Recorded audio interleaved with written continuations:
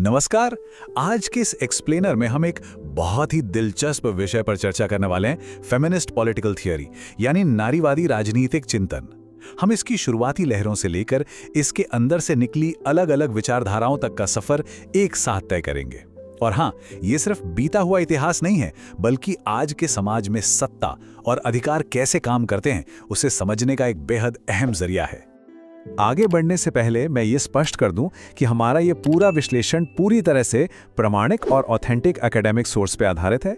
हमारा मकसद इन जटिल सोशियोलॉजिकल कॉन्सेप्ट्स को बिल्कुल निष्पक्ष और आसान भाषा में आपके सामने रखना है, ताकि बिना किसी पूर्वाग्रह के इन विचारों की गहराई को हम सब समझ सकें। तो सबसे पहली बात, इस थियोरी का कोर आखिर है क्या? दरअसल ये सिद्धांत इस बात की बाउंड्री को ही बहुत बड़ा कर देता है कि हम राजनीतिक किसे मानते हैं।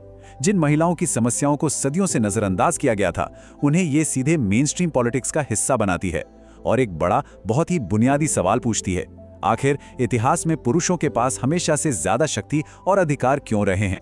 आज हम इस पूरी पिक्चर को एक पेड़ की तरह समझेंगे, जिसकी जड़ों से लेकर अलग अलग शाखाओं तक हम जाएंगे। हमारी चर्चा 4 प्रमुख हिस्सों में बटी है: पहली लहर, दूसरी लहर, मार्क्सवादी और समाजवादी दृष्टिकोण, और आखिर में रैडिकल और इकोलॉजिकल सिद्धांत।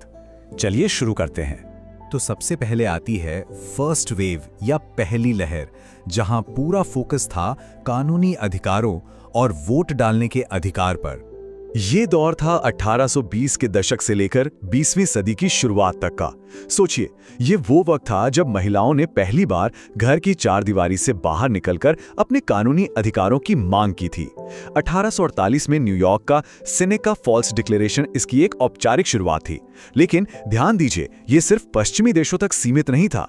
दुनिया भर में औरतें प्रॉपर्टी, तलाक और वोटिंग राइट्स के लिए आगे आ रही थीं, जिसका एक बेहतरीन उदाहरण है 1917 में मद्रास में विमेंस इंडियन एसोसिएशन का बनना। उस दौर के शुरुआती कार्यकर्ताओं का मानना था कि अगर औरतों को प्रॉपर्टी और वोटिंग के बराबर हक मिले तो उनकी नैतिक श्रेष्ठता या मॉरल सुपीरियरिटी का पूरे पॉलिटिकल सिस्टम को फायदा होगा। अमेरिका जैसी जगहों पर एलिजाबेथ कैडी स्टैंटन जैसी लीडर्स ने तो इन मांगों को दास प्रथा या स्लेवरी खत्म करने के आंदोलन के साथ भी जोड़ दिया था। इसका सीधा मतलब यह है कि शुरुआत से ही ये आंदोलन दूसरे सामाजिक न्याय के मुद्दों के साथ गहराई से जुड़ा हुआ था।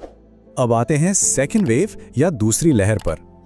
यहां से फोकस पब्लिक लाइफ से हटके थोड़ा प्राइवेट लाइफ की तरफ शिफ्ट हो गया।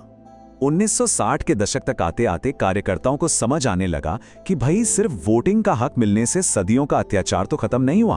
और यहीं से जन्म होता है एक ऐसी लाइन का जिसने सब कुछ बदल दिया: द पर्सनल इज पॉलिटिकल, यानी जो निजी है वही राजनीतिक है। कैरल होनेश का ये नारा दूसरी लहर की जान बन गया।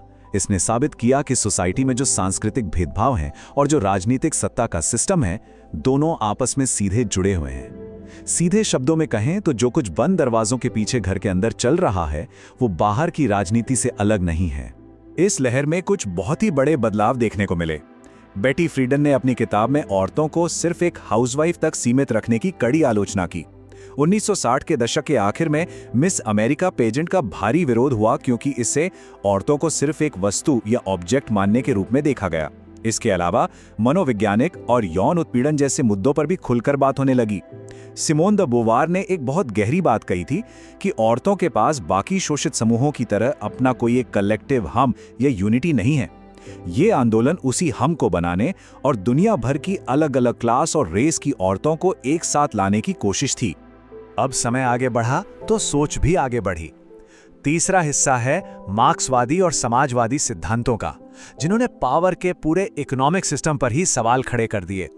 देखिए, जो लिबरल फेमिनिज्म था वो तो सिर्फ मौजूदा सिस्टम के अंदर कानून और हक बदलने पर फोकस कर रहा था, लेकिन इसके बिल्कुल उलट मार्क्सवादी फेमिनिस्ट ने कहा कि ये जो पूरा आर्थिक, सामाजिक और राजनीतिक अत्याचार है, इसकी असल वजह है कैपिटलिज्म यानी पूंजीवाद।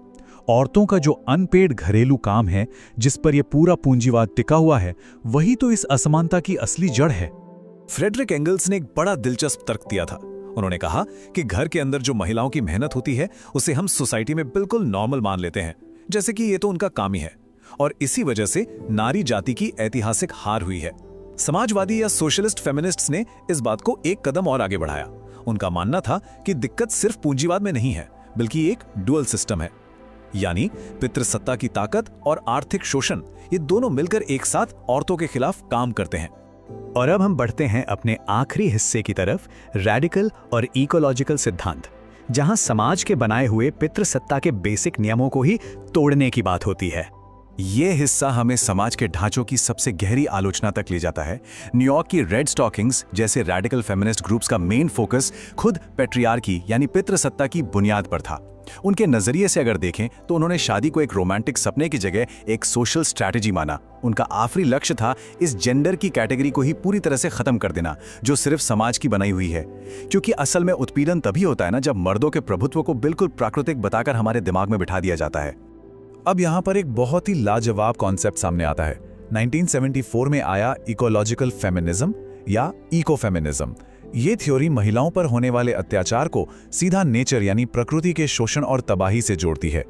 बड़ी इंटरेस्टिंग बात है। इसका मानना है कि समाज औरतों को नेचर के करीब मानता है और पितृसत्ता इन दोनों पर ही अपनी धौंस जमाती है और इनका शोषण करती है।